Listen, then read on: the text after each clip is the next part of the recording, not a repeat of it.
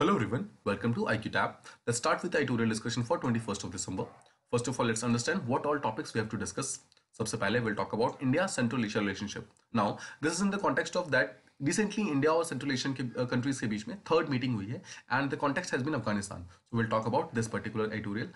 Second, we'll talk about vaccine booster dose. Is it really necessary?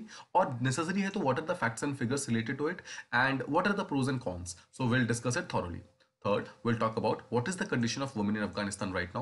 Now, as you know कि जब Taliban regime power में आई थी अफगानिस्तान के अंदर तो दे showed a lot of promise because they promise कि वो बहुत सारी rights वगैरह देंगे अफगानिस्तान की women's को. But what is the current reality? हम इसके बारे में thoroughly analysis करेंगे. And finally, we'll talk about what actually is meant by rising inequalities and global level पे inequalities कैसे increase हो रही है, especially in the context of COVID virus. ठीक है? So these are the four editorials that we have to discuss. Let's move on to the first one. Okay so this is about India Central Asia dialogue. So देखिए recently अभी third India और Central Asia के बीच में dialogue हुआ है जो कि हमारे एक्सटर्नल अफेयर्स मिनिस्टर जो है मिस्टर एस जयशंकर उनकी लीडरशिप के अंदर हुआ है. Now it is said to be कि ये बहुत ही टाइम से हुआ है. टाइम से क्यों हुआ है? बिकॉज अफगानिस्तान के अंदर जो टेंशन है वो लगातार बढ़ती जा रही है एंड जो इस पर्टिकुलर मीटिंग का one of the main context था दैट वाज अफगानिस्तान के अंदर बढ़ती हुई टेंशन. नाउ देखिए इसकी टाइमिंग समझते हैं क्या है. अगर आप देखेंगे अभी दिसंबर चल रहा है राइट. अभी अगर देखेंगे नवंबर के अंदर हमारे जो नेशनल सिक्योरिटी एडवाइजर है मिस्टर अजीत डोवाल सर उन्होंने अभी रिसेंटली एक रीजनल सिक्योरिटी डायलॉग हेल्ड किया था जिसके अंदर जितने सेंट्रल एशियन रीजन की कंट्रीज हैं यही पांचों कंट्रीज है ये लोग भी आए थे और उन्होंने अपने अपने नेशनल सिक्योरिटी एडवाइजर को भेजा था यहाँ पर इस बारे में बात करने के लिए. सो आप देख सकते हैं नवंबर में यहाँ पर अजीत डोवाल सर ने मीटिंग की थी. दिसंबर में यहाँ पर हमारी इंडिया और सेंट्रल एशिया के बीच में एनुअल डायलॉग हो रहा है ठीक है जो हमारे एक्सटर्नल अफेयर्स के मिनिस्टर कर रहे हैं एंड जस्ट एक महीने बाद यानी कि जनवरी के अंदर यही सेम पांच कंट्रीज जो हैं वो रिपब्लिक डे परेड में एज चीफ गेस्ट आ रही है. तो वहां पर हमारे प्राइम मिनिस्टर यानी कि मिस्टर मोदी वो डायरेक्टली इन पर्टिकुलर कंट्रीज के लीडर से बातचीत करेंगे. तो आप समझ सकते हैं टाइमिंग क्या है. नवंबर दिसंबर एंड जनवरी इन तीनों महीनों में लगातार इंडिया और सेंट्रल एशियन कंट्रीज जो आपस में डील कर रही है आपस में कुछ बात करने की कोशिश कर रही है and the main context has been Afghanistan only. Now अगर आप यहाँ पर इसका मैप को ध्यान से समझेंगे ना ऊपर की तरफ रशिया है राइट. उसके अलावा जो नीचे जो फर्स्ट सेंट्रल एशियन कंट्री है जो कि रशिया को डायरेक्टली टच करती है दैट इज कजाकिस्तान. उसके अलावा we have Uzbekistan, Turkmenistan, Tajikistan and Kyrgyzstan. These are the 5 countries जिसके बारे में आपको पता होना चाहिए. Okay let's move on. देखिए आपको समझना है दैट कौन कौन से इश्यूज अभी रिसेंटली डिस्कस किए गए थे. इसके अंदर फर्स्ट इज कि अफगानिस्तान के अंदर इमीडिएटली एक ह्यूमैनिटेरियन एड भेजने की जरूरत है. सेकंड इज इंडिया और सेंट्रल एशियन की कंट्रीज के बीच में जो ट्रेड है वो बहुत ही कम है उसको इंक्रीज करना है. एंड थर्ड इज कि इंडिया और सेंट्रल एशियन कंट्रीज जो है आपस में डायरेक्टली कनेक्टेड नहीं है बिकॉज ऑफ पाकिस्तान ऑब्वियसली. तो इस पर्टिकुलर कनेक्टिविटी को हमें और ज्यादा इंक्रीज करना है. तो हम इन 3 इश्यूज को भी प्रॉपर्ली समझेंगे जिसके बारे में तीनों अभी डिस्कशन में बात हुई है. नाउ देखिए आपको समझना है अभी रिसेंटली जो इंडिया और जो सेंट्रल एशियन कंट्रीज के बीच मीटिंग हुई है सेम डे पे पाकिस्तान के अंदर भी उन्होंने ओआईसी यानी कि organisation of economic cooperation Islamic cooperation इसकी उन्होंने मीटिंग की थी एंड इन्होंने भी इन सेंट्रल एशियन कंट्रीज को बुलाया था. ठीक है सो इंडिया ने भी बुलाया था अपने इंडिया सेंट्रल एशिया डायलॉग के लिए और पाकिस्तान ने भी बुलाया था अपने ओआईसी मीट के लिए. बट दीज कंट्रीज के जो फॉरेन मिनिस्टर है they chose to come to India. So this is very important. This is a diplomatic win, for India as compared to Pakistan. Pakistan के अंदर उनके डेप्यूटीज को भेजा गया है और लेकिन जो खुद जो फॉरेन मिनिस्टर है they came to India. So this is actually a very good thing. ये शो करता है कि इंडिया जो है जो न्यू दिल्ली है कि जो गवर्नमेंट है वो लगातार जो आउटरीच करने की कोशिश कर रही है सेंट्रल एशियन कंट्रीज को फाइनली अब रेसिप्रोकेट हो रहा है. मतलब वो कंट्री जो है सामने से रेसिप्रोकेट कर रही है बिकॉज उनको भी अब सामने से रिलेशनशिप को इंप्रूव करना है. नाउ रिसेंटली जो ज्वाइंट स्टेटमेंट रिलीज किया गया है इस मीटिंग के बाद उसके अंदर एक वर्ड यूज किया गया है that there is a broad regional consensus. So इस रीजनल वर्ड पे ध्यान दीजिए. इसका मतलब यह है कि अब सेंट्रल एशियन कंट्रीज और इंडिया दोनों को सिंगल रीजन के अंदर माना जा रहा है. अभी तक क्या था India was a part of South Asian countries right. तो उसके अंदर the Central Asian countries were not a part of it. Now जो एक ज्वाइंट स्टेटमेंट आया है वहां पर broad first of all and second is regional यानी कि रीजनल बात की जा रही है. इसका मतलब है इंडिया और सेंट्रल एशियन कंट्रीज अगर एक ही रीजन के अंदर है मतलब सेम साथ में मिलकर काम कर सकते हैं that will be actually very good. ठीक है और अगर रीजनल की बात करते हैं तो हमारे रीजन के अंदर ऑब्वियसली अफगानिस्तान भी आएगा. ठीक है सो अगर अफगानिस्तान भी आता है इसका मतलब है कि दिस रीजन मतलब इस पर्टिकुलर रीजन में कहीं पर भी पीस या स्टेबिलिटी या कोई भी इशू आएगा तो वहां पर इंडिया को सेंट्रल एशियन कंट्रीज को इन सब कंट्रीज को एक साथ मिलकर प्रॉब्लम को सॉल्व करने की जरूरत है. स्पेशली जैसे अफगानिस्तान के अंदर जितनी प्रॉब्लम्स बढ़ी है उससे जो थ्रेट है वो भी लगातार बढ़ रहा है. टेररिज्म का, रेडिकलाइजेशन का, नार्कोटिक्स का यानी कि ड्रग्स का एंड रेफ्यूजी का जो क्राइसिस है ये 4 क्राइसिस जो है वो सबसे ज्यादा क्राइसिस कहां पर जाएंगे. ऑब्वियसली सबसे ज्यादा क्राइसिस जाएगा जितने भी सेंट्रल एशियन कंट्रीज हैं बिकॉज वो डायरेक्टली टच करते हैं अफगानिस्तान को. तो ऐसी कंट्रीज जो डायरेक्टली टच करती हैं ऑब्वियसली उनके अंदर रेफ्यूजी क्राइसिस बढ़ेगा, ड्रग्स का क्राइसिस बढ़ेगा, रेडिकलाइजेशन क्राइसिस बढ़ेगा एंड टेररिज्म क्राइसिस तो पूरे ग्लोबल लेवल पर बढ़ जाएगा. तो इन सब चीजों को सॉल्व करने के लिए एक रीजनल लेवल पे एफर्ट लगाने की जरूरत है जिसके अंदर इंडिया और सेंट्रल एशियन कंट्रीज दोनों साथ में मिलकर काम करने को रेडी है. नाउ साथ में आपको ये भी ध्यान रखना है, अनलाइक इंडिया, पहली बात तो इंडिया तालिबान के साथ कोई भी डायरेक्ट कांटेक्ट नहीं रख रहा है, ठीक है। इंडिया ने कोई भी कांटेक्ट अभी तक डायरेक्टली नहीं किया है। इंडिया अभी तक सिर्फ 2 बार मिला है तालिबान की गवर्नमेंट से, वो भी एक बार दोहा में मिला है, एक बार मॉस्को में मिला है, ठीक है। कल हमने इसके बारे में अपने टॉपिक्स, अपने डेली न्यूज एनालिसिस में बात की थी। बट आपको ध्यान रखना है, इंडिया की मतलब अलावा इंडिया तो ऑलरेडी डायरेक्टली रिलेशनशिप नहीं रख रहा है तालिबान के साथ, बट जितने भी सेंट्रल एशियन कंट्रीज हैं वो डायरेक्टली बायलैटरल टॉक्स भी रख रहे हैं। स्पेशली उज्बेकिस्तान एंड तुर्कमेनिस्तान, ये 2 ऐसी कंट्रीज हैं जिन्होंने अपनी जो उनके जो मिशन थे, यानी कि जो डिप्लोमेटिक मिशन थे, उनको भी उसने फिर से ओपन कर दिया है अफगानिस्तान के साथ में, ठीक है। आई होप आपको ये चीज समझ आ गई होगी कैसे इंडिया ऑल्दो डायरेक्टली कॉन्टेक्ट नहीं कर रहा है, पर जो सेंट्रल एशियन कंट्रीज है उसमें कुछ कंट्रीज जो है डायरेक्टली वो बातचीत करने को रेडी हो रही है। इंडिया और सेंट्रल एशियन कंट्री के बीच में अगर हम ट्रेड की बात करें तो वो बहुत ज्यादा कम हो गई है। अराउंड सिर्फ $2 बिलियन का ट्रेड होता है। इसके अंदर भी आप देखेंगे तो जो कजाकिस्तान है, कजाकिस्तान से जो इंडिया ऑयल इंपोर्ट करता है, ज्यादातर तो ट्रेड उसी का होता है। मतलब हम ज्यादा कुछ एक्सपोर्ट नहीं कर पाते हैं। एक्चुअली इस $2 बिलियन के अंदर भी मेजोरिटी जो है वो कजाकिस्तान हमें ऑयल एक्सपोर्ट करता है। मतलब हम जो तेल खरीदते हैं उसी का ट्रेड है, उसके अलावा बहुत ज्यादा ट्रेड हम नहीं करते हैं। बट आपको ध्यान रखना है, all sides are keen to grow this. मतलब ऑब्वियसली इंडिया तो इस ट्रेड को इंक्रीज करना ही चाहता है, बट साथ ही साथ जितने भी सेंट्रल एशियन कंट्रीज हैं उनका भी बहुत इस बात की इच्छा है, वो भी चाहते हैं कि इंडिया और सेंट्रल एशियन कंट्रीज के बीच में जो ट्रेड है उसको और ज़्यादा इंक्रीज किया जाए। इसके अलावा रिसेंटली इंडिया ने $1 बिलियन का एक लाइन ऑफ क्रेडिट प्रोवाइड किया है सेंट्रल एशियन कंट्रीज में प्रोजेक्ट्स के लिए। डिफरेंट प्रोजेक्ट्स वगैरह बनाए जाएंगे जिससे कनेक्टिविटी को इंप्रूव करना है, उसके लिए अराउंड $1 बिलियन का लाइन ऑफ क्रेडिट प्रोवाइड किया इंडिया ने सेंट्रल एशियन कंट्रीज को, उसके लिए जो कनेक्टिविटी इशूज हैं उसको इंक्रीज करने के लिए। जैसे कि देखिए, अभी जो चाबहार पोर्ट है, हम चाबहार पोर्ट को यूज करते हैं इंडिया और सेंट्रल एशियन कंट्रीज के बीच में डायरेक्टली जाने के लिए। इसके अलावा एक international north south transport corridor है, हम इसको यूज करते हैं। And third is Turkmenistan, Afghanistan, Pakistan and India, in 4 country को टच करते हुए गैस पाइपलाइन बनाई गई है। ये 3 ही ऐसे डायरेक्टली कनेक्शन है जो कि इंडिया और सेंट्रल एशियन कंट्रीज को डायरेक्टली टच करती है। नाउ देखते हैं, अगर इंडिया और सेंट्रल एशियन कंट्री के बीच में कोई प्रॉब्लम नहीं है तो एग्जैक्टली प्रॉब्लम आती क्यों है, फिर ये रिलेशनशिप कॉम्प्लिकेट क्यों होता है? It is because of 3 countries. First is Russia, second is China and third is USA. देखिए, जैसा हमने बात की, रशिया डायरेक्टली कजाकिस्तान को टच करता है, यानी कि वो उसका डायरेक्ट नेबर है। तो ऑब्वियसली रशिया चाहता है कि इस पर्टिकुलर एरिया में और पूरे के पूरे सेंट्रल एशियन जो कंट्रीज हैं उसमें अपना इन्फ्लुएंस बना के रखें। सेकंड इज चाइना अपने बेल्ट एंड रोड इनिशिएटिव के थ्रू अराउंड $100 बिलियन का project already central Asian countries में बना चुका है और इसके तहत वो उस पर्टिकुलर रीजन में इन्फ्लुएंस करना चाहता है। And third comes USA. देखिए, यूएसए इसके अंदर डायरेक्टली इंटरेस्टेड नहीं था, आपको ध्यान रखना है। बट जब से अफगानिस्तान का इशू हुआ है तो यूएसए को अपनी हेजेमनी को बनाने के लिए, यानी कि अपने सॉफ्ट पावर को बचाने के लिए, वहां पर यूएसए को भी इस मिडिल ईस्ट की कंट्री में, सेंट्रल एशियन कंट्रीज में डायरेक्टली यहाँ पर जंप करना पड़ गया है। तो आप देख सकते हैं, रशिया, चाइना और यूएसए तीनों ही अपना अपना सेक्टर, यानी कि अपना अपना इंटरेस्ट बचाने के लिए सेंट्रल एशियन कंट्रीज में डायरेक्टली इन्वेस्ट करना चाहते हैं। तो लेट्स अंडरस्टैंड। देखिए, ये है अफगानिस्तान, यहाँ पर देखिए, ये this is India, this is Pakistan and Afghanistan. तो आप देख सकते हैं अफगानिस्तान के साथ तुर्कमेनिस्तान, उज्बेकिस्तान एंड ताजिकिस्तान, ये 3 कंट्री ऐसी हैं जो डायरेक्टली टच करती है। तो अफगानिस्तान के अंदर कोई भी इंस्टेबिलिटी आएगी तो इसका रेफ्यूजी क्राइसिस डायरेक्टली देखिए तुर्कमेनिस्तान में जाएगा, यहाँ पे उज्बेकिस्तान में जाएगा, ताजिकिस्तान में जाएगा। एंड माइंड यू, यहाँ से अगर अफगानिस्तान के साथ अगर आप किर्गिस्तान का बॉर्डर देखिए, that is not too far away, यहाँ से भी किर्गिस्तान के अंदर भी एक बॉर्डर क्राइसिस है, यानी कि यहाँ पर भी रेफ्यूजी क्राइसिस देखा गया है। आई होप आपको ये पर्टिकुलर चीज प्रॉपर्ली समझ आ गई होगी। नाउ देखिए, इंडिया का अगर लैंड कनेक्टिविटी की बात करें अफगानिस्तान के थ्रू, तो that is hampered by Pakistan. Obviously Pakistan जो है इंडिया को अपने लैंड के थ्रू कोई भी ट्रैवलिंग अलाउ नहीं करता है। मतलब इंडिया जो है पाकिस्तान के थ्रू होकर कहीं सेंट्रल एशियन कंट्री के बीच में नहीं जा सकता है। लेकिन अगर आप ध्यान से देखेंगे तो पाकिस्तान के बहुत ही स्ट्रॉन्ग लिंक्स हो चुके हैं सेंट्रल एशियन रीजन की कंट्री के साथ, ठीक है। जितने भी सेंट्रल एशियन कंट्रीज हैं उनके साथ पाकिस्तान के बहुत अच्छे लिंक्स है, बिकॉज उनका डायरेक्टली एक्सेस है वहां पर। First of all road linkage directly है, साथ ही साथ पाकिस्तान ने सेंट्रल एशियन कंट्री के साथ मतलब ट्रांजिट ट्रेड एग्रीमेंट्स कर रखे हैं, मतलब वो डायरेक्टली उनके साथ ट्रेड करता है। सो आप देखेंगे कि इंडिया का जो ट्रेड है वो तो सिर्फ $2 बिलियन का है, लेकिन पाकिस्तान का जो ट्रेड है सेंट्रल एशियन कंट्री के साथ वो काफी ज्यादा है। अब अगर हम सेकंड रूट की देखिए, इंडिया के पास तो डायरेक्टली लैंड रूट तो नहीं है, बिकॉज पाकिस्तान ने उसको ब्लॉक कर रखा है। तो सेकंड रूट जो बनता है दैट इज वाया ईरान के चाबहार पोर्ट, ठीक है। अगर आप इस पर्टिकुलर मैप को देखिए, ये इंडिया है, दिस इज पाकिस्तान। तो इंडिया डायरेक्टली इस रीजन से सेंट्रल एशियन कंट्री में जा सकता था, ठीक है, इस रीजन से जा सकता था। बट ये चीज पाकिस्तान को डायरेक्टली इंडिया क्रॉस ओवर नहीं कर सकता, इसलिए ये रास्ता तो बंद हो गया। अब सेकंड रास्ता कम्स, यहाँ पर ईरान के पास इंडिया ने एक चाबहार पोर्ट को डेवलप किया है। इस चाबहार पोर्ट के थ्रू इंडिया जो है इस पर्टिकुलर रीजन में जा सकता है, जहां पर चाबहार पोर्ट जाएगा, वहां से अफगानिस्तान होते हुए डायरेक्टली सेंट्रल एशियन कंट्री में जा सकता है। नाउ माइंड यू, जब से अफगानिस्तान के अंदर तालिबान गवर्नमेंट आई है वहां से भी प्रॉब्लम शुरू हो गई है। देखिए, जो ईरान का चाबहार पोर्ट था ये हमारा ऑल्टरनेटिव रूट था, बट आप देखेंगे यहाँ पर भी सेटबैक वगैरह आने शुरू हो गए, बिकॉज तालिबान ने पूरे काबुल को टेक ओवर कर लिया है। एंड इंडिया जो डायरेक्टली रिलेशनशिप नहीं रखना चाहता तालिबान के साथ, ऑब्वियसली वो डायरेक्टली क्रॉस ओवर नहीं कर सकता अफगानिस्तान को। थर्ड रास्ता जो है इंडिया के पास, वो ईरान का एक और पोर्ट है, शाहिद बेहेस्ती एयरपोर्ट जो टर्मिनल है, जो कि एक और पोर्ट है, उसके ऊपर भी प्रॉब्लम चल रही है, बिकॉज वहां पर अमेरिका सैंक्शंस लगा रहा है अंदर कैट्सा, ठीक है। कार्डसा एक्ट आपको पता है, कार्डसा एक्ट ऐसा एक्ट है जिसके अंदर अमेरिका जो है किसी भी ऐसी कंट्री के ऊपर सैंक्शन लगा सकता है जो रशिया, ठीक है, नॉर्थ कोरिया या फिर ईरान, इन तीन कंट्री के साथ कोई भी अगर ट्रेड करता है तो इनके ऊपर डायरेक्टली सैंक्शंस लगा सकता है यूएसए। तो इंडिया ने जब इस शाहिद बेहेस्ती टर्मिनल को डेवलप किया था और इसको जब यूसेज कर रहा है तो एक खतरा ये भी बना हुआ है कि कहीं ऐसा ना हो कि यूएसए आगे जाकर इंडिया के ऊपर सैंक्शंस लगा दे।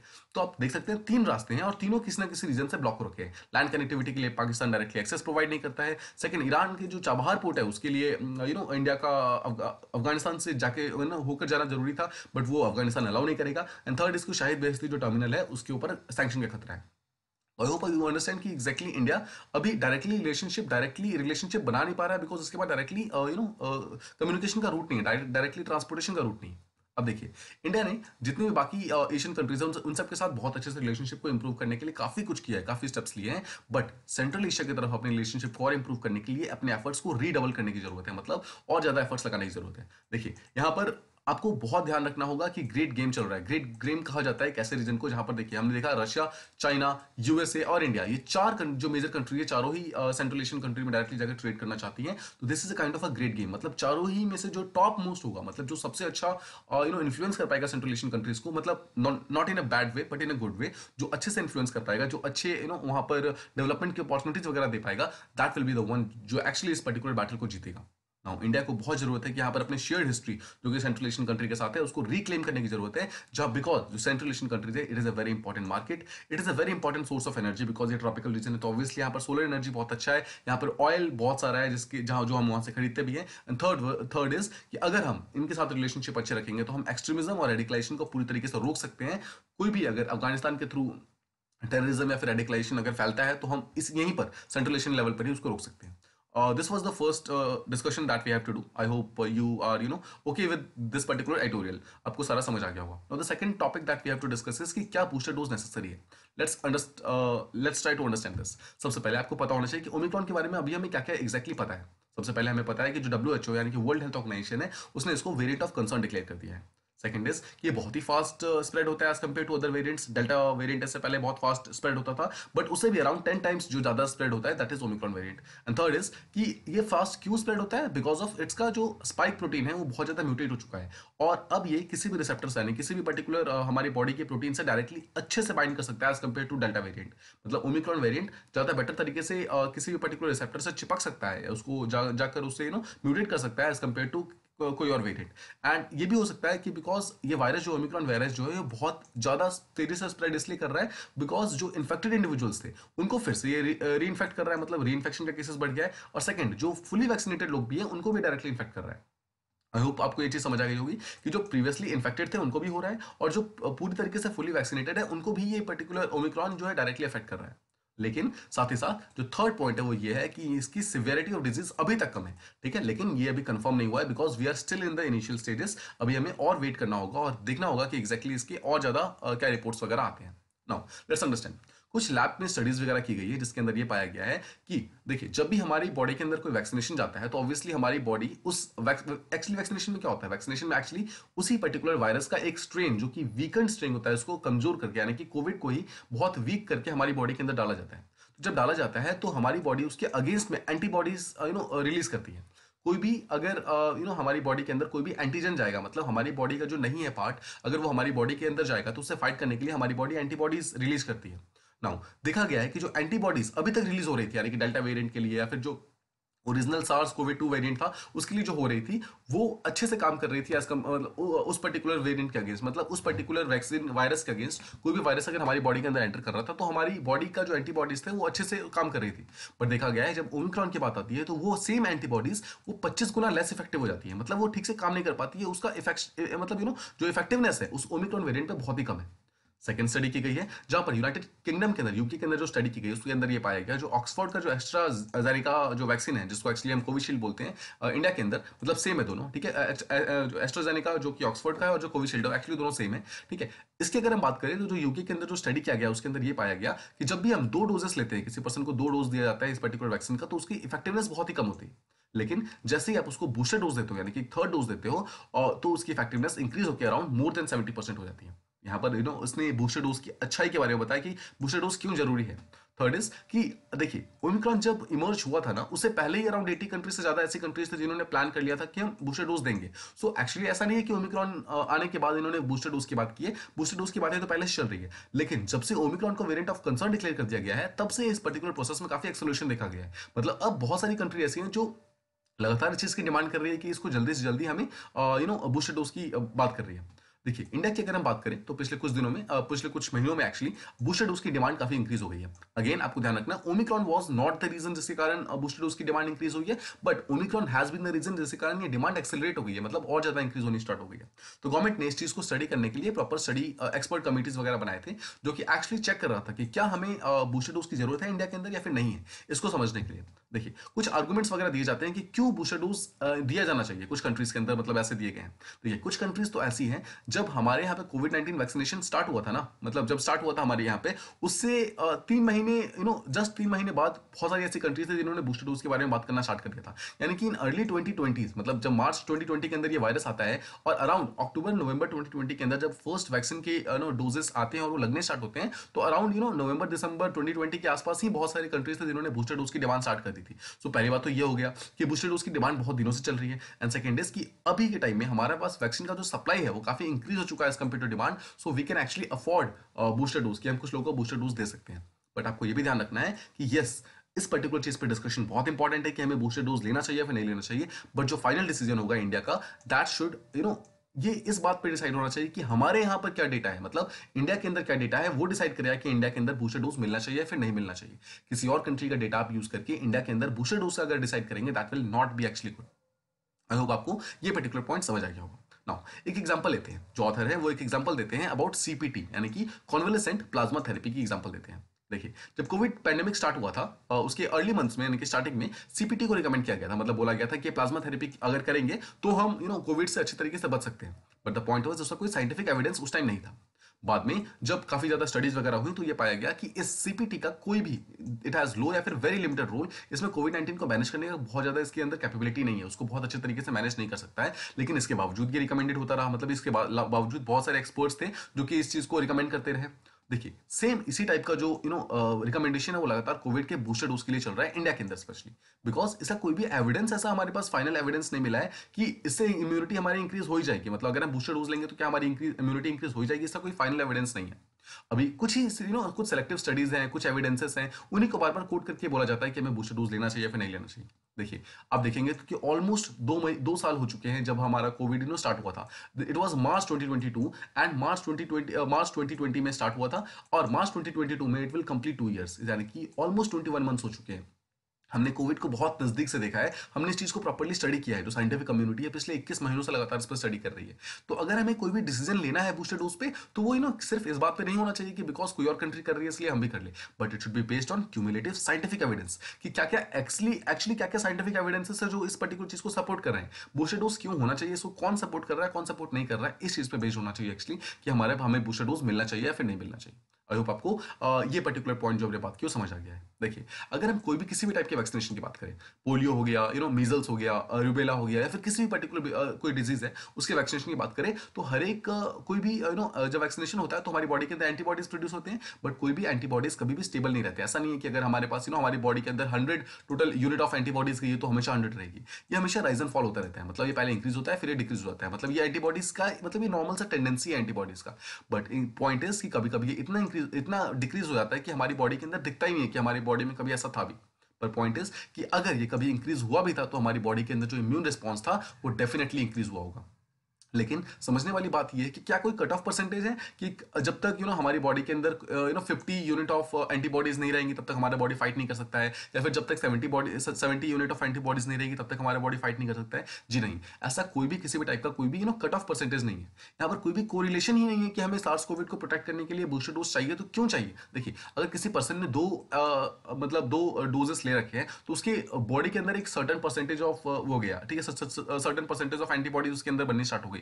बट पॉइंट इज कि अगर हम थर्ड लेंगे तो वो इंक्रीज हो जाएगा, राइट। देखिए मैं आपको एग्जांपल देता हूँ। जस्ट सपोज कि मान लिया फर्स्ट डोज लिया तो हमारी बॉडी के अंदर 20% बनता है, ठीक है, हमने सेकंड डोज लिया तो सेकंड डोज में मान लिया 40% बन गया, तो अगर हम बूस्टर डोज लेंगे तो क्या होगा, हो सकता है कि 60% हो जाएगा। बट किसने बोला कि हमारी बॉडी 40% पे प्रॉपरली इस चीज को फाइट ऑफ नहीं कर सकती कोविड को? क्या कहीं पर ऐसा लिखा हुआ है, क्या कहीं पर कोई भी ऐसा एविडेंस मिला है कि जब तक हमारी बॉडी के अंदर 60% नहीं हो जाएगा, 60 यूनिट्स नहीं हो जाएगा, तब तक हम फाइट नहीं कर सकते हमारी बॉडी उस कोविड के अगेंस्ट, राइट? तो आप समझ रहे हैं मैं क्या बोलना चाहता हूँ? यहाँ पर कोई भी कट ऑफ, यहाँ पर कोई कट ऑफ नंबर नहीं है जो एक्चुअली डिसाइड करेगा कि हमारी बॉडी उस पर्टिकुलर वायरस से फाइट कर पाएगी कि नहीं, ठीक है? तो इस पर्टिकुलर एंटीबॉडीज को न्यूट्रलाइज करने के लिए एग्जैक्टली क्या है, क्या रीजन है, क्या एक्चुअली नंबर है, वो हमें पता नहीं।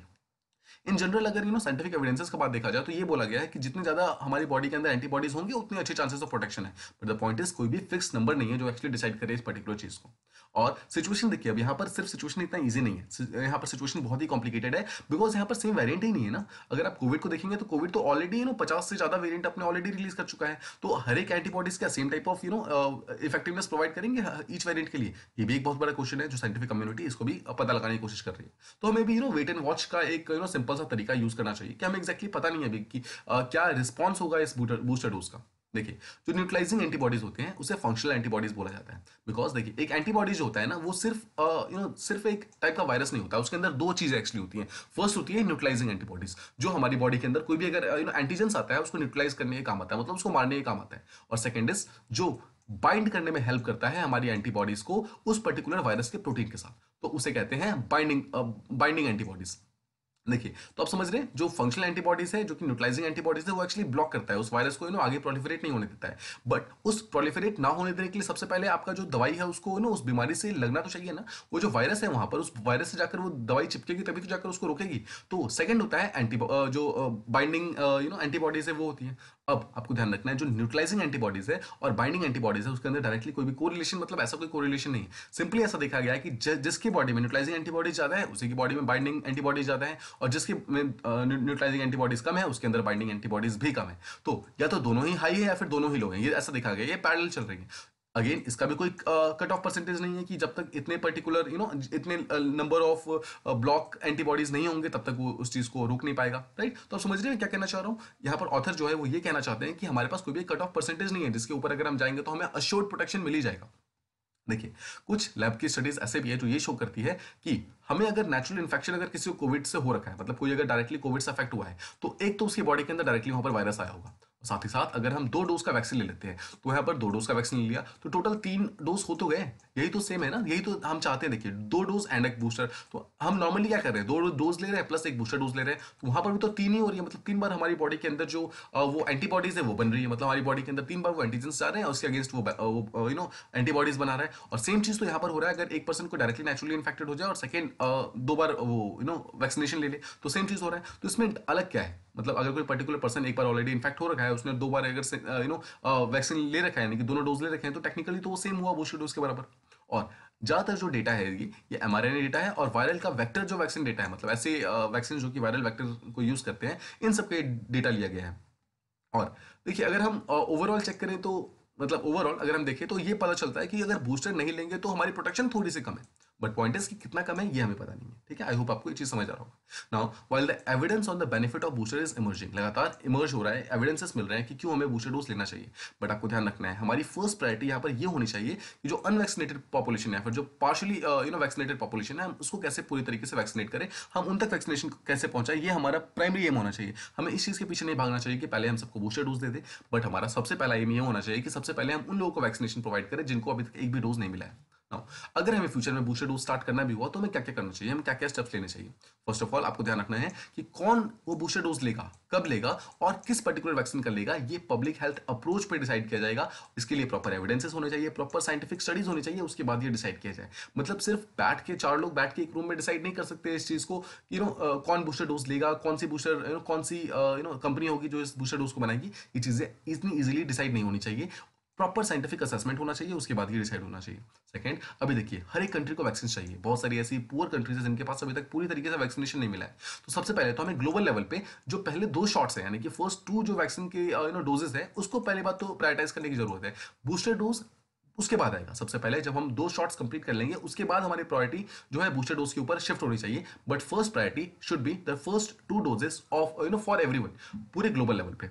थर्ड इज कि अगर हम इंडिया के बारे में बात करें, ठीक है, इंडिया के केस में देखें और ओमिक्रॉन के केस में देखें, तो इंडिया के पास एक बहुत ही अच्छा चांस है इस पर्टिकुलर चीज को टेस्टिंग एंड ट्रैकिंग करने का। मतलब हम किस पर्टिकुलर वेरिएंट का, जो कोविड का कौन सा वेरिएंट है, उसके ऊपर कितनी इम्यूनिटी प्रोवाइड कर रहा है, कौन सी वैक्सीन से, हम इसका एक प्रॉपर डेटाबेस बना सकते हैं, ताकि फ्यूचर के अंदर अगर कोई भी पर्टिकुलर टाइप का ऐसा सेम टाइप का कोई भी प्रॉब्लम होती है तो हम उस चीज को प्रॉपरली फाइट ऑफ कर सकें। आई होप आपको ये चीज समझ आ गई होगी। नाउ इंडिया को एक रोड मैप की जरूरत है, जो कि कोविड टेस्टिंग होनी चाहिए, वहां पे फाइनेंशियल प्रोटेक्शन, ठीक है, scientific properly analysis, scientific communication, ये सब होना चाहिए, ताकि कोविड अप्रोप्रिएट बिहेवियर जो है, लोग जो है मतलब वो प्रॉपरली कोविड के बिहेवियर को फॉलो करें, ठीक है, प्रॉपर मास्क यूज करें, प्रॉपर हैंड को वॉश करें, राइट। ये सब चीजें बहुत इंपॉर्टेंट अभी के टाइम में, तभी हम इस पैंडेमिक को पूरी तरीके से हटा सकते हैं। अभी recently fourth round of national sero prevalence survey हुआ है, ठीक है। सीरो सर्वे ऐसा होता है जो कि हमारी बॉडी के अंदर एंटीबॉडीज को काउंट करता है, ठीक है, मतलब रैंडमली लोगों को बुलाता है और उनका टेस्टिंग करता है और पता करने की कोशिश करता है कि किसकी बॉडी में कितना ज्यादा एंटीबॉडीज बन गई है। एंटीबॉडीज बन गई है, इसका मतलब यह है कि उसको एक ना एक बार एटलीस्ट कोविड से अफेक्टेड हो चुका है। तो हमारी बॉडी जो कंट्री के अंदर सीरो पॉजिटिविटी बहुत ज्यादा हाई पाई गई है। इसका मतलब क्या है, देखिए, फर्स्ट ऑफ ऑल हमारी बॉडी के, हमारी कंट्री के अंदर सीरो पॉजिटिविटी बहुत हाई है, मतलब बहुत सारे लोग हैं जिनके अंदर ऑलरेडी एंटीबॉडीज बन गई है। सेकंड, हम अलग अलग तरह की वैक्सीन को यूज कर रहे हैं। देखिए, हमारे अंदर कोविशील्ड भी है, स्पुतनिक भी है, हमारे पास ऑलरेडी इतने सारे वैक्सीन हैं। थर्ड इज कि हमारा डिफरेंट एक्सपीरियंस रहा है वेरिएंट्स के साथ में, ठीक है। जो वर्ल्ड का एक्सपीरियंस रहा है सेम हमारा एक्सपीरियंस नहीं है, हमारा एक्सपीरियंस अलग रहा है। तो ये सब मिला के अगर हम एक क्लियर पिक्चर बनाना चाहें तो क्लियर पिक्चर ये बनती है कि इंडिया को किसी भी पर्टिकुलर कंट्री को ब्लाइंडली फॉलो नहीं करना है, अगर वो बूस्टर डोज ले रहे हैं या फिर नहीं ले रहे हैं। हमारा जो बूस्टर डोज का जो पॉलिसी है, अगर हमें लेना चाहिए या फिर नहीं लेना चाहिए, दोनों ही केसेस में वो इस बात पर डिपेंडेंट होना चाहिए कि हमारा लोकल एविडेंस क्या है, हमारा जो लोकल डेटा है वो क्या बोलता है, ठीक है। आई होप ये पर्टिकुलर एडिटोरियल आप प्रॉपर्ली समझ गए होंगे। Now the next editorial that we have to discuss about is कि क्या वुमेन सेफ है अंडर तालिबान रजीम, ठीक है। अफगानिस्तान के अंदर एज वी नो कि तालिबान रजीम आ चुकी है, ठीक है। उन्होंने काफी ज्यादा प्रोमिसेस वगैरह किए थे, लेट्स अंडरस्टैंड कि क्या उन्होंने उस पूरी तरीके से उसको फुलफिल किया है। देखिए, सबसे पहले तो काबुल को पूरी तरीके से जो सीज किया गया था, दैट वाज 15th ऑफ अगस्त 2021, ठीक है। अराउंड अगस्त के अंदर इस काबुल जो है पूरी तरीके से तालिबान के अंदर आ गया था। मतलब वहां पर जो उस टाइम की सिविलियन गवर्नमेंट थी वो हट गई थी और काबुल ने उस पर्टिकुलर एडमिनिस्ट्रेशन के ऊपर पूरी तरीके से टेक ओवर कर लिया था।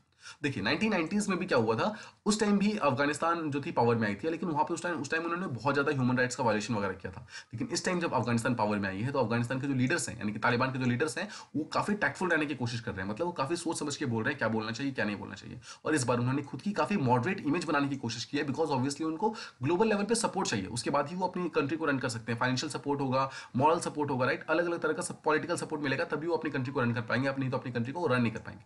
लेकिन अगर रियलिटी की बात करें, वहां पर देखिए, जब उनको अपना इमेज को इंप्रूव करना था तो उन्होंने बोला कि हम वुमेन्स की राइट्स एंड वुमेन की फ्रीडम के लिए बहुत सारा काम करेंगे, उसको रिस्पेक्ट करेंगे, उन्होंने कस्में खाई थी, राइट। लेकिन अगर रियलिटी की बात करें तो हर दिन जो गुजर रहा है ना, उसमें कुछ ना कुछ बैड न्यूज आ रही है वुमेन्स एंड गर्ल्स के लिए। जैसा आप लगातार फॉलो कर रहे होंगे, अफगानिस्तान के ऊपर अंदर सिचुएशन अभी भी बहुत ज्यादा स्टेबल नहीं हुई है। अगस्त के बाद सितंबर, अक्टूबर, नवंबर, दिसंबर, it has already been 4.5 months, but Afghanistan के अंदर सिचुएशन है वो लगातार खराब होती जा रही है। देखिए, एविडेंसेस ऐसे भी आए हैं कि बहुत सारे ऐसे रिग्रेसिव स्टेप्स लिए गए हैं, जिससे कि वुमेन का जो फ्रीडम था एंड वुमेन के पास जो खुद को एक्सप्रेस करने का जो तरीका था वो सारा का सारा पूरी तरीके से हटा दिया गया है।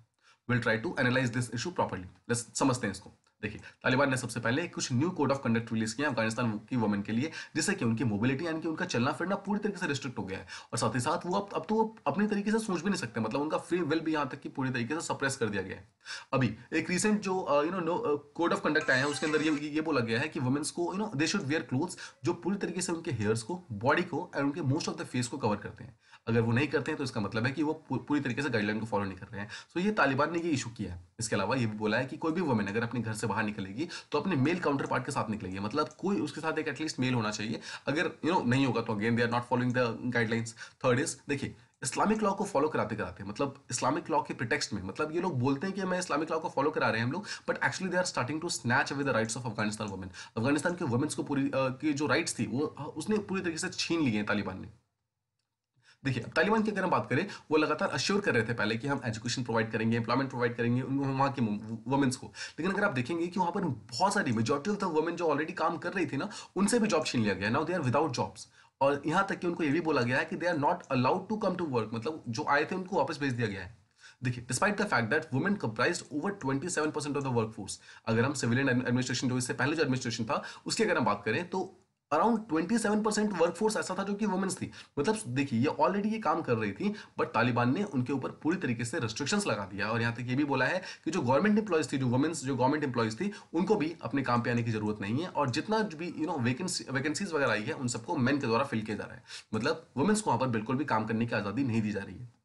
अगर हम एजुकेशन के सेक्टर में बात करेंगे, तो तालिबान की जो मिनिस्ट्री ऑफ एजुकेशन है उसने रिसेंटली एक ऑर्डर रिलीज किया था जिसके अंदर उसने लिखा कि जितने भी मेल स्टूडेंट्स हैं और जितने भी टीचर्स हैं फ्रॉम क्लास 6 to 12 उनको स्कूल्स मतलब जाना अलाउ कर दिया। ठीक है, मतलब वो स्कूल वहाँ जा सकती हैं इन स्पाइट ऑफ कोविड। ठीक है, कोविड के होने के बावजूद वो स्कूल जा सकते हैं ऐसा उन्होंने बोला, लेकिन वहां पर स्कूल गर्ल्स के बारे में कोई मेंशन नहीं किया गया। देखिए स्टार्टिंग में ऐसा लग रहा था कि हो सकता है कि वो बॉयज एंड गर्ल्स को अलग अलग बैठाएंगे, मतलब बॉयज के लिए एक अलग स्कूल का सेशन चलाएंगे एंड गर्ल्स के लिए अलग, बिकॉज ऑब्वियसली उन्होंने कहा था कि हम प्रॉपर राइट्स वगैरह प्रोवाइड करेंगे वुमेन्स को। तो स्टार्टिंग में किसने ऐसा नहीं सोचा कि हो सकता है कि पूरी तरीके से बंद कर दें, बट लगातार अटेंडेंस जो है गर्ल्स की वो लगातार कम हो रही है even in the primary stage. अब देखिए क्लास 6 से 12 तक तो गर्ल्स को मना किया गया है, बट जो प्राइमरी लेवल पे जो basic writing and speaking and reading की जो स्किल सिखाए जाते हैं वो तक भी मतलब वहां पे गर्ल्स को सीखने नहीं दिया जा रहा है। अब अगर आप पिछले कुछ सालों में देखेंगे अफगानिस्तान ने काफी प्रोग्रेस किया था। अफगानिस्तान वुमेन जो थी उनका एजुकेशन के अंदर participation rate it was more than 65%। मतलब this is this was brilliant because 65% एक पर्टिकुलर कंट्री का अगर वुमेन्स का लिटरेचर मतलब लेवल पे पहुंच गया था, एजुकेशन लेवल पहुंच गया था, स्पेशली ऐसी कंट्री का जो पूरी तरीके से वॉर टॉर्न कंट्री थी जहां पे वुमेन्स को राइट नहीं दिए जा रहे थे। This was brilliant. But point is ये सारे का सारा जो प्रोग्रेस है उसको फिर से खत्म करने की कोशिश की जा रही है भाई तालिबान के रजीम में।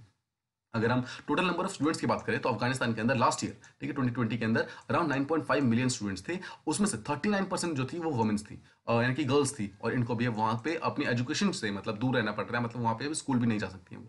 इसके अलावा एक और लॉ बनाया गया था रिगार्डिंग मैरिज। ठीक है, अब this was the only law जो एक्चुअली काफी अच्छा था। ठीक है, बट इसमें भी काफी शॉर्टकमिंग्स थी, हम इसके बारे में देखते हैं। देखिए जो अडल्ट वुमेन्स थी उनका कंसेंट नेसेसरी कर दिया गया मैरिज के लिए, मतलब कोई पर्टिकुलर पर्सन उनसे फोर्सफुली शादी नहीं कर सकता है, कोई भी पर्सन उसके लिए उस वुमेन का जब तक कंसेंट नहीं रहेगा तब तक वो शादी नहीं करेंगे। ठीक है, सेकंड इज कि कोई भी विडो है जिसका हस्बैंड मर गया है या फिर उसकी डेथ हो गई है तो उसका अपने हस्बैंड के प्रॉपर्टी के ऊपर एक फिक्स शेयर कर दिया गया। तो आप देख सकते हैं यहाँ पर राइट टू कंसेंट दिया गया और सेकंड इज राइट टू यहाँ पर चूज दिया गया, मतलब अपने राइट टू प्रॉपर्टी दी गई है अपने हस्बैंड के शेयर में। लेकिन पॉइंट इज कि क्या ये सब पॉसिबल है? अगर चाइल्ड मैरिज अभी भी उस पर्टिकुलर एरिया में है तो क्या उसकी कंसेंट, क्या एक बच्चे से, क्या एक 10 से 12 साल के बच्चे से आप उससे कंसेंट पूछोगे? Right, so this is not actually true. उन्होंने इनडायरेक्टली देने की जो कभी कोशिश ही नहीं की, उन्होंने इनडायरेक्टली जो मेन प्रॉब्लम था उसको कभी उन्होंने हटाया नहीं। This was and this still is the biggest issue of concern जो एक्चुअली काफी ज्यादा प्रॉब्लमेटिक है यहाँ के अंदर, जो तालिबान रजीम के अंदर अफगानिस्तान के अंदर, वो ये है कि चाइल्ड मैरिज वहाँ पे खत्म नहीं हो रहा है। अगर यूनिसेफ का डेटा आप चेक करोगे तो वहां पर देखोगे कि 15 से 49 ईयर्स के बीच में जितने भी वुमेन्स मैरिड है उसमें 28% से ज्यादा ऐसी वुमेन्स हैं जो कि 18 से पहले मैरिड हो गई है, मतलब 18 ईयर्स से पहले उन्होंने अपनी उनकी शादी हो गई। अब देखिए ऑलरेडी डिस्पैरिटीज बहुत ज्यादा थी because of Taliban government and all, but covid pandemic के आने के कारण ये जो सिचुएशन है और ज्यादा खराब हो गई है। वहां पे फूड क्राइसिस और ज्यादा बढ़ चुका है। जैसे ही विंटर इंक्रीज होता है उनके पास ऑब्वियसली कोई क्रॉप्स नहीं है, उनके पास ऑल दो लैंड है बट वो लोग उसको प्रॉपर्ली यूज नहीं कर पा रहे हैं। पॉलिटिकल इंस्टेबिलिटी आ गई बिकॉज ऑफ तालिबान। इन सब के कारण जो सिचुएशन थी ऑलरेडी काफी खराब थी और ज्यादा खराब हो गई। अब ये पर्टिकुलर जो लॉ आए थे, जो डिक्री आई थी, it contains level of ambiguity. देखिए उन्होंने बोल तो दिया कि हम जितने भी एडल्ट्स हैं उन सबको एक राइट टू चूज देते हैं, राइट टू कंसर्न देते हैं, बट पॉइंट इज कि उन्होंने कभी स्पेसिफाई नहीं किया कि एडल्ट वुमेन है कौन। उन्होंने कभी चाइल्ड मैरिज के बारे में कभी बात ही नहीं की, उन्होंने कभी उसको हटाने की कोशिश ही नहीं की। This is one of the biggest problem जो कि अफगानिस्तान के अंदर अभी चल रही है। Now what is even more disturbing is that जो ये पर्टिकुलर जो लॉ भी लाया गया है वो सिर्फ मैरिज के कॉन्टेक्स्ट में लाया गया है। तो अब इसका मतलब समझ रहे हैं, तालिबान जो है एक वुमेन को सिर्फ मैरिज के लिए कैपेबल समझता है, उसके अलावा किसी चीज के लिए नहीं। सो दिस इज वेरी ड्रेडफुल। यहाँ पर जो हाफ ऑफ द वर्कफोर्स है, जो वुमेन जो तालिबान गवर्नमेंट के अंदर, जो अफगानिस्तान के अंदर जो वुमेन्स हैं, एक्चुअली वो उस पर्टिकुलर वर्कफोर्स का बहुत ही अच्छी तरीके से यूज कर सकता है अपनी इकोनॉमी को वापस स्टेबलाइज करने के लिए। बट यहाँ पर आप देख सकते हैं तालिबान वहां पर सिर्फ उनको मैरिज के लिए यूजफुल समझ रहा है। मतलब दैट्स इट। मैरिज के अलावा ना ही उन्होंने एजुकेशन के बारे में बात की, ना ही हेल्थ सेक्टर के बारे में बात की, किसी भी चीज़ के लिए वहाँ पर वुमेन्स की बात ही नहीं की गई है। अगर आप जेंडर बेस्ड वायलेंस देखेंगे अफगानिस्तान के अंदर, वो इतनी ज़्यादा इंक्रीज हो गई है कि 87% जो अफगानिस्तान वुमेन है they are experiencing at least one of the 3 forms of violence, physical, sexual या फिर साइकोलॉजिकल। मतलब इतनी ज़्यादा सिचुएशन खराब है कि हर 100 में से 87 वुमेन को एटलीस्ट एक इनमें से कोई एक वायलेंस को फेस करना पड़ रहा है। और 62% वुमेन, यानी कि मोर देन 50% वुमेन तो ऐसी हैं जिनको मल्टीपल फॉर्म्स ऑफ ऐसा वायलेंस फेस करना पड़ रहा है। तो आप देख सकते हैं सिचुएशन कितनी खराब है। ठीक है, इसके अलावा देखिए, अगर हम तालिबान से पहले की बात करें, जो पहले यहाँ पर जो गवर्नमेंट हुआ करती थी, यहाँ पर बहुत सारी वुमेन्स एंड गर्ल्स जो थी वो इस पर्टिकुलर चीज का सर्वाइवर्स थी। देखिए, जेंडर बेस्ड वायलेंस है वो अभी स्टार्ट नहीं हुआ है, ये प्रॉब्लम तो बहुत दिनों से है, बट पॉइंट इज कि इस चीज को सॉल्व करने के लिए बहुत सारे शेल्टर्स बनाए गए थे पिछले गवर्नमेंट के द्वारा, बहुत सारी एसेंशियल सर्विसेज जैसे कि मेडिकल ट्रीटमेंट, साइकोलॉजिकल सपोर्ट, ये सब चीजें वहां पर दी गई थी, ताकि जो वुमेन्स है जिनको ये प्रॉब्लम है भी ना, वो किसी एक पर्टिकुलर जगह पर जाकर अपने आपको इस चीज से बचा सके। बट तालिबान के अंदर देखा गया है कि जितने भी ऐसे शेल्टर्स बनाए गए थे जहां पर वुमेन जाकर रह सकती थी, उन शेल्टर्स को पूरी तरीके से क्लोज कर दिया गया है। इसके अलावा ऐसे डिटेनीज जिनको इन्हीं ऑफेंसेस के अंदर जेल में डाला गया था कि उन्होंने वुमेन से रिलेटेड कोई वायलेंस वगैरह किया था, फिर वुमेन से रिलेटेड कोई डिसरिस्पेक्ट किया था, जिनको जिनको जेल हुई थी उन सबको तालिबान ने रिलीज कर दिया। तो आप देख सकते हैं यहाँ पर जो क्रिमिनल टेंडेंसी है वो अभी तक गई नहीं अफगानिस्तान के अंदर से, वो अभी भी उसी क्रिमिनल्स का साथ दे रही है। नाउ, तालिबान की न्यू गवर्नमेंट की अगर बात करें, जो तालिबान ने अभी रिसेंटली अगस्त के अंदर बनाया था, उन्होंने वुमेन्स अफेयर्स का जो मिनिस्टर था उस पूरे मिनिस्टर को हटा दिया और उसके बदले में एक नया मिनिस्ट्री बना दिया। उसका नाम रखा है उन्होंने ministry for the promotion propagation of virtue and prevention of vice. मतलब आप समझ रहे हैं, यहाँ पर वुमेन मिनिस्ट्री को हटा के वो प्रिवेंशन ऑफ वाइस के लिए मिनिस्ट्री बना रहे हैं। वाइस का मतलब होता है नहीं, कोई भी जो प्रॉब्लम होती है, कोई भी जो गलती होती है, उस चीज को हटाने की वो लोग मिनिस्ट्री बना रहे हैं, और जो वुमेन्स का जो मिनिस्ट्री था उसको उन्होंने पूरी तरीके हटा दिया है ना। इसके अलावा देखिए 2009 के अंदर एक elimination of violence against women नाम का एक एक्ट हुआ करता था। ठीक है, इस एक्ट को उन्होंने पूरी तरीके से इरेज कर दिया, मतलब इस एक्ट को उन्होंने हटा दिया। ये वो एक्ट था जो एक्चुअली रेप, बैटरी या फिर फोर्स्ड मैरिज को पूरी तरीके से क्रिमिनलाइज कर रहा था। मतलब कोई भी पर्टिकुलर पर्सन अगर इसमें पकड़ा जाएगा तो वो डायरेक्टली जेल जा सकता था, और इस चीज को इसने तालिबान ने पूरी तरीके हटा दिया। नाउ, जो बैटरी होती है, देखिए बैटरी को समझिए, बैटरी का सीधा सा मतलब होता है अगर आप फोर्सफुली किसी पर्सन को टच करते हैं विदाउट हिज और हर कंसेंट, उसकी मर्जी के बिना अगर आप उसको फोर्सफुली टच करते हैं, that is called as battery. ठीक है, आप इसको ध्यान रखिएगा। नाउ, लास्ट पॉइंट इज कि all this moves are there nonetheless a true exposition. ये एक्चुअली एक्सपोज कर रहे हैं तालिबान को। तालिबान ने बोला कुछ और था, but Taliban was not at all serious. उसको तो बिल्कुल भी अफगानिस्तान की जो वुमेन्स है या फिर कोई भी वुमेन है, उनके लिबर्टी से कोई मतलब ही नहीं है। They are just doing everything under the name of Islamic law, and they are trying to do whatever they wanted to. Actually 1990s में जो प्रॉब्लम था, वही ये सेम प्रॉब्लम फिर से रिपीट हो रहा है। नाउ, ग्लोबल लेवल पे इस चीज को प्रॉब्लम को सॉल्व करने की बहुत जरूरत है। Now, the final topic that we have to discuss about is inequalities. क्या मतलब क्या है अगर इनइक्वालिटी इंक्रीज हो जाए? ठीक है, ग्लोबल लेवल पे इनइक्वालिटीज क्या है, लेट्स अंडरस्टैंड। देखिए, जो कोविड-19 पैंडेमिक है, उसके कारण जो रिच और पुअर के बीच में डिवाइड है वो बहुत ज्यादा इंक्रीज हो गया। आपने बहुत बार सुना होगा। Let's understand this particular topic with the help of some facts and figures. देखिए, जो ग्लोबल लेवल पे अगर हम देखेंगे, टॉप 10% जो पॉपुलेशन है, उसके पास पूरे वर्ल्ड का 52% इनकम है। Now, you must understand the difference between income and wealth. देखिए, एक तरफ है इनकम, एक तरफ है वेल्थ। इनकम का मतलब होता है कि मंथली लेवल पे एक पर्सन कितना कमा रहा है। वेल्थ का मतलब है उस पर्टिकुलर पर्सन के पास टोटल कितना पैसा है। ठीक है, तो यहाँ पर हम जो बात कर रहे हैं, यहाँ पर हम इनकम के बारे में बात कर रहे हैं। ठीक है, तो अब समझिए, टोटल 10% जो वर्ल्ड के रिचेस्ट पर्सन है, जो टॉप 10% है, उनके पास पूरे वर्ल्ड का 52% टोटल इनकम आता है। मतलब हर महीने जो पैसे जाते हैं, टॉप 10% के पास पूरे वर्ल्ड का आधे से ज्यादा पैसा उनके पास जाता है। लेकिन जो बॉटम हाफ है, यानी कि लेस देन, जो बाकी जो 50% बचती है, उनके पास सिर्फ 8.5% आता है। अब देखिए, 10% निकल गए जो टॉप पे है, 50% निकल गए जो बॉटम पे है। अब बचते हैं बीच में, यानी ये टोटल हो गया 60। अब बचते हैं 40%। जो 40% जो मिडिल क्लास है, उनके पास 40% इनकम है। तो आप देख सकते हैं यहाँ पर कि जो मिडिल क्लास है वो लगातार राइज हो रहा है। इसका मतलब क्या है, पिछले कुछ सालों में देखा गया है जो मिडिल क्लास है वो लगातार ग्लोबल लेवल पे काफी राइज हुआ है हर एक कंट्री के अंदर। लेकिन जो पुअर्स है, यानी कि जो बॉटम हाफ है, उनकी पॉपुलेशन लगातार डिक्रीज होती जा रही है। अब देख सकते हैं 50% लोगों के पास सिर्फ 8.5% का इनकम है। मतलब पैसा उनके पास बहुत ही ज्यादा कम है।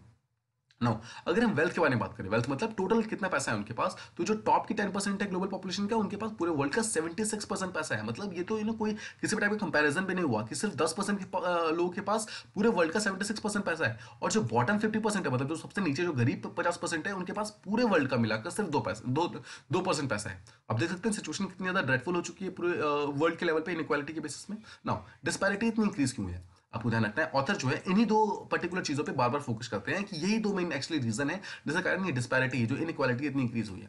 फर्स्ट इज कि absence of effective measure for redistribution. देखिए, लेट्स अंडरस्टैंड कि रीडिस्ट्रीब्यूशन होता क्या है। रीडिस्ट्रीब्यूशन का सीधा सा सिंपल वर्ड्स में मतलब है कि अमीर से लेकर गरीब को देना। मतलब अमीर ज्यादा टैक्स पे करेगा और उसी पर्टिकुलर टैक्स का पैसा जो है यूज करके गरीब के वेलफेयर के लिए, यानी कि पुअर लोगों के वेलफेयर के लिए अगर यूज किया जाता है, that is called as redistribution of income. ठीक है, तो ये पर्टिकुलर जो रीडिस्ट्रीब्यूशन लगातार होना चाहिए, ये पूरी तरीके से एब्सेंट है। मतलब इसके लिए प्रॉपर मेजर्स ही नहीं है। मतलब जो अमीर आदमी है उससे ज्यादा पैसा लिया ही नहीं जा रहा, और जो गरीब आदमी है उसको पैसा दिया ही नहीं जा रहा है। और second is the absence of measures discouraging undue accumulation, मतलब जिसके पास मान लीजिए एक एक पर्सन है, उसके पास 100 रुपए है, ठीक है, अब मान लीजिए उसको 100 रुपए की जरूरत थी, उसके पास 100 रुपए आ गए हैं, but this person is trying to accumulate more, मतलब अब वो 100 रुपए और कमाएगा, ठीक है, फिर मतलब उसके पास 100 रुपए और आएंगे, ऐसे करते करते ये लगातार एक्यूमुलेट करते जा रहा है, इसकी जरूरत इतने की नहीं है बट ये लगातार एक्यूमुलेट करते जा रहा है। इसका मतलब क्या है, इस पर्टिकुलर चीज को जो डिस्करेज करने की जरूरत है ये भी डिस्करेज नहीं किया जा रहा है किसी भी गवर्नमेंट के अंदर। तो ये दो मेन रीजन है जिसके कारण कोई भी डिस्पैरिटी जो है और या फिर इनइक्वालिटी जो है वो लगातार इंक्रीज हो रही है। पहला है कि रिडिस्ट्रीब्यूशन नहीं हो रहा है, और सेकंड इसकी जो अक्यूमुलेशन हो रहा है, मतलब जो कुछ लोग जो मिलकर सारा का सारा पैसा इकट्ठा कर रहे हैं उसको कोई रोकने वाला नहीं है। नाउ अगर हम इसको ग्लोबल लेवल पे चेक करें तो यूरोप में देखा गया इनइक्वालिटी काफी मॉडरेट है, मतलब बहुत ज्यादा हाई नहीं है, लेकिन अफ्रीका के अंदर बहुत ही शार्प है, ठीक है। इसके अलावा जो टॉप 10% जो यूरोप के अंदर जो लोग हैं उसमें उनके पास 36% पैसा है, तो दैट इज कंपैरेटिवली गुड कि 10% लोगों के पास कम से कम 36% पैसा है, मतलब बाकी जो लोग हैं बाकी पैसा उनके पास है। लेकिन अगर हम वेस्ट एशिया फिर नॉर्थ अफ्रीका का देखेंगे तो टॉप 10% के पास आधे से ज्यादा पैसा तो ये लोग लेके बैठे हुए हैं, राइट। तो टॉप 10% लोग हैं उनके पास मोर देन 50% का पैसा है। आई होप आपको ये पर्टिकुलर फैक्ट समझ आ गया होगा। Now this disparity shows the worsening inequalities are avoidable. देखिए अगर आप एक जगह पर देखेंगे यहाँ पर जो टॉप 10% है उनके पास सिर्फ 36% पैसा है, सेकंड जगह देखेंगे तो 58% पैसा है, तो इसका मतलब है यूरोप ने कुछ तो अच्छा किया होगा ना कि यहाँ पर इनइक्वालिटी बहुत कम है। इसका मतलब है कि इनइक्वालिटी परमानेंट नहीं है, नेचुरल नहीं है, पूरी तरीके से अवॉइडेबल है, हम इसको अवॉइड कर सकते हैं अगर हम if we take appropriate measures in place, अगर हम प्रॉपर डिसीजन ले, एक प्रॉपर सिस्टम बनाए तो हम इस चीज को रोक सकते हैं। नाउ यहाँ पर इससे रिलेटेड एक कुजनेट की थ्योरी आती है। देखिए कुजनेट का थ्योरी से सीधा सा मतलब ये है कि अगर हम एक ग्राफ रखें, ठीक है, यहाँ पर अगर हम पर कैपिटा इनकम रखते हैं और यहाँ पर अगर हम इनइक्वालिटी की बात करें तो अगर जैसे जैसे पर कैपिटा इनकम बढ़ेगी ना वैसे वैसे इनइक्वालिटी बढ़ेगी, ठीक है, ऐसा बोलते हैं, और फिर धीरे धीरे क्या है ये इनइक्वालिटी कम होनी स्टार्ट हो जाएगी। आई होप आपको कुजनेट की थ्योरी समझ आई होगी जो ये इनइक्वालिटी से रिलेटेड है। ये बोलती है कि जैसे जैसे पर कैपिटा इनकम बढ़ेगा वैसे वैसे इनइक्वालिटी पहले बढ़ेगी और फिर बाद में धीरे धीरे स्टेबल हो जाएगी और यहाँ पर फिर से वो डिक्रीज होनी स्टार्ट हो जाएगी। बट अभी के टाइम में ऐसा देखा गया है कि ये जो कुजनेट थ्योरी है ये फॉलो नहीं हो रहा है मेजॉरिटी ऑफ द मतलब कंट्रीज के अंदर, ये फॉलो नहीं हो रहा है। यहाँ पर देखिए कुछ हाई इनकम कंट्री है जहाँ पर कैपिटा इनकम बढ़ा है, तो यहाँ पर क्या है, यहाँ पर देखिए पहले तो यहाँ पर कैपिटा इनकम बढ़ा है यानी कि यहाँ पर इनइक्वालिटी बढ़नी चाहिए, फिर धीरे धीरे इनइक्वालिटी कम हो जानी चाहिए, राइट, कम होनी चाहिए। बट यहाँ पर यूएस जैसी कंट्री है जिनकी कंट्री में पर कैपिटा इनकम काफी हाई है, यहाँ पर काफी अच्छा ज्यादा सोर्स ऑफ इनकम है, इसके बावजूद वहाँ पे इनइक्वालिटी बहुत ज्यादा है, मतलब जो कम हो जानी चाहिए तो वो कम हो ही नहीं रही है। सेकंड कुछ कंट्री ऐसे जैसे स्वीडन है, वहां पर भी जो कम हो जानी चाहिए था अभी तक वो कम नहीं हुई है, ये भी हाई इनकम कंट्री है बट इसके बावजूद अभी भी इनका मॉडरेट लेवल ऑफ इनइक्वालिटी है, मतलब बहुत हाई नहीं है बट इनका भी अभी तक लो नहीं हो रहा है। तो आप देख रहे हैं यहाँ पर जो एक्चुअली कुजनेट की थ्योरी बोलती है कि कम हो जाएगी आगे जाकर, ये कम नहीं हो रही है, ठीक है, अभी भी ये उतनी की उतनी ही है। अब देखिए कुछ और कंट्रीज है जैसे कि ब्राजील हो गया, इंडिया हो गया, चाइना हो गया, यहाँ पर भी अगर देखेंगे यहाँ पर धीरे धीरे जैसे पर कैपिटा इनकम बढ़ रहा है वैसे इनइक्वालिटी बढ़ रही है बट अगेन कम नहीं हो रही है। इंडिया के अंदर देखिए आप कितनी ज्यादा इनइक्वालिटी है। कुछ कंट्री जैसे मलेशिया है, उरुग्वे है, उन्होंने लगातार अपने इनइक्वालिटी को कम किया है डिस्पाइट द फैक्ट दैट उनका उनका जो पर कैपिटा इनकम है वो बहुत ज्यादा नहीं है। तो देख सकते हैं यहाँ पे जो यहाँ पर कुजनेट की थ्योरी है वो डायरेक्टली यहाँ पे डिस्प्रूव हो रही है, पूरी तरीके से यहाँ पर प्रूव नहीं हो रही है, ठीक है। अगर हम देखेंगे hence emerging inequalities they are not necessarily an outcome of rising levels of income. तो जो इनइक्वालिटी बढ़ रही है वो इसका सिर्फ एकमात्र रीजन ये नहीं है कि उसका इनकम किसी पर्सन का इनकम बढ़ रहा है, मतलब किसी कंट्री के अंदर इनकम बढ़ेगा इसका मतलब ये नहीं है कि लगातार इनइक्वालिटी बढ़नी शुरू हो जाएगी। बट अभी के टाइम में जो देखा गया है इसका मेन रीजन है कि जो रीडिस्ट्रीब्यूटिव पॉलिसीज है, जैसा हमने बात किया कि मतलब अमीर से ज्यादा टैक्स लेकर गरीबों को वेलफेयर स्कीमें प्रोवाइड करना, ऐसे जो पॉलिसीज है ये बहुत ही पुअर है, मतलब ये प्रॉपरली इंप्लीमेंट ही नहीं होते हैं। और साथ ही साथ अगर हम एक्यूमुलेशन की बात करें, जो कुछ लोग जो एक्यूमुलेट करते हैं उसको डिस्करेज करने वाला गवर्नमेंट का कोई भी प्रॉपर डिसीजन नहीं है, कोई भी ऐसा कोई भी ऐसा लॉ नहीं है जो इस चीज को एक्चुअली डिस्करेज करना स्टार्ट कर दे। अगर हम कुछ रीजंस को शो करें, देखिए चेक कीजिए कि कौन कौन से एक्चुअली रीजंस है जहां पर ग्लोबल इनइक्वालिटी सबसे ज्यादा है।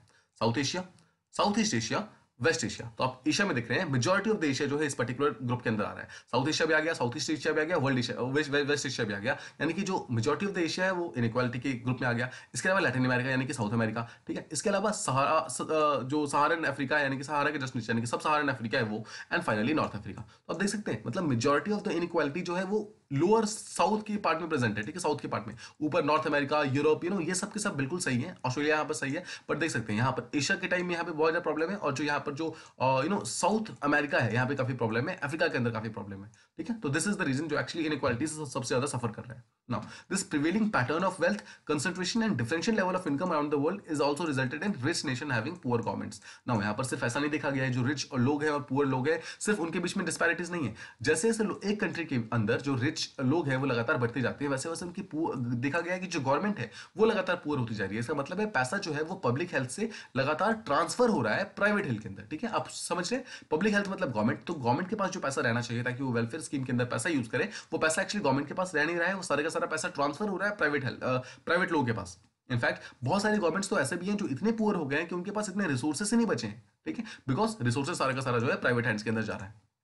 आई होप आपको ये फैक्ट प्रॉपर्ली समझ आ गया होंगे। इसके दो रिपोर्टेशन है।